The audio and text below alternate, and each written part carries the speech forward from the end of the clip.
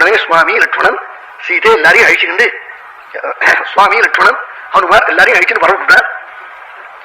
ஆழியாச்சேங்கிற போது அவசரமா இருக்கு, மணி 9 ஆயிடுச்சுங்கிறாள். இன்னைக்கு கிடைக்காத பாக்கியம் ஒண்ணு கிடைச்சிருக்கு, அந்த பாக்கியத்தையும் நாம் அனுபவிக்கணும். அப்ப என்ன பண்ணினாள், வாலியை போய் கூப்பிட சொன்னாள். வாலியை போய் கூப்பிட்டார். சுக்ரீவனுக்கும் வாலிக்கும் யுத்தம் நடந்தது, துந்து யுத்தம். இவன் அவனை கழுத சொல்றது, அவன் இவனை கழுத சொல்றது, குத்துறது, இப்படி எல்லாம் பண்ணினாள். சுக்ரீவனால பொருட்கல்ல ஆடி ஓடி வந்துட்டார். முள்ள ஓடி சுவாமிகிட்ட வந்தான். நான் வெறுமனை இருந்தவனே என்ன எண்ணத்துக்கு வந்து நீங்க கிளப்பி விட்டேன்,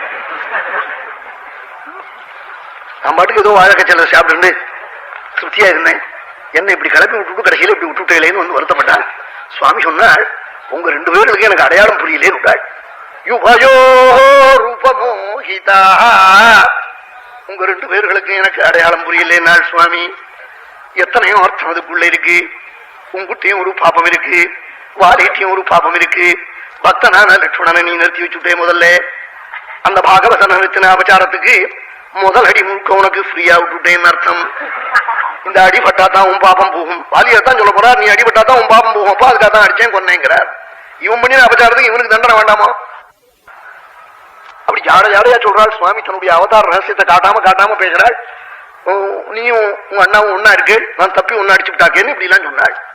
சரி போரும்னா சுக்ரீவன், இல்ல அப்படி சொல்லாதே, மறுபடியும் போனாள். மறுபடியும் போனா திரும்பி இனிமே உங்ககிட்ட வந்து என் குறையை சொல்லிக்க நான் வர முடியாது, அங்க வாலிட்டு போனா நான் அப்புறம் இனிமே திரும்பி வர மாட்டேன் சொன்னாள். இல்ல போனாள். போனா இப்ப மட்டும் உங்களுக்கு என்னவா தெரியும் வித்தியாசம் நாள். இல்லையே நான் என் குழந்தைய கொண்டு ஒரு மாலை போட சொல்றேன் நாள். லட்சுமணனை கொண்டு திவ்யமான கஜபுஷ்பின்னு ஒரு புஷ்பம், அதை மாலையா தொடுத்து போட சொன்னாள்.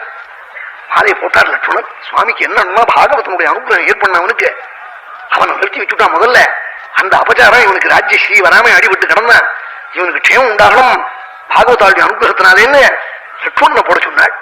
இல்லவனா அனுமாராய கொண்டு வர சொன்னா அந்த கஜபுஷ்பிங்கிற மரத்தையே மாலையா போட மாட்டாரோ சுக்ரீவனுக்கு. மாலையை போட்டார். நாம் போகலாமா, நான் போனாள்.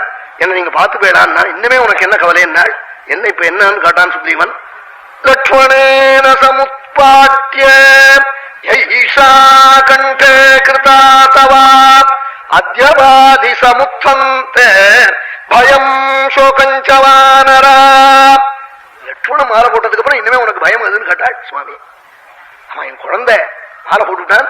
லட்சுமணேன சமுத்பாட்ய ஈஷா கண்டே கிருதா தவா அத்யவாதி சமுத்தந்தே பயம் சோகஞ்சவானரா ஏகேனாஹம் பிரமோட்சாமி பணமோட்சேன சயுகே. இங்கமே உனக்கு பயம் எதுனாள், வாலியினத்திலிருந்து வந்த பயம், உன் கவலை எல்லாத்தையும் ஒரே பானத்தினாலே ஒரே தடவையில நீக்கி விடுறேன்னாள். எல்லாத்துக்கும் ஒரு ஸ்நானம் மாதிரி ஏகேனாஹம் பிரமோட்சாமி பணமோட்சேன சயுகே. ஒரே பானத்தினாலே வாலியினத்திலிருந்து வந்த பயம் சோகம் எல்லாத்தையும் பூக்கி விடுறேன்னாளா. சந்தோஷப்பட்டார். பறந்து போய் ராத்திரி காலத்துல நித்திர பண்ற போது போய் சப்திச்சார். வாலி தூங்கிட்டு இருக்கிற போது அந்தப்புறத்துல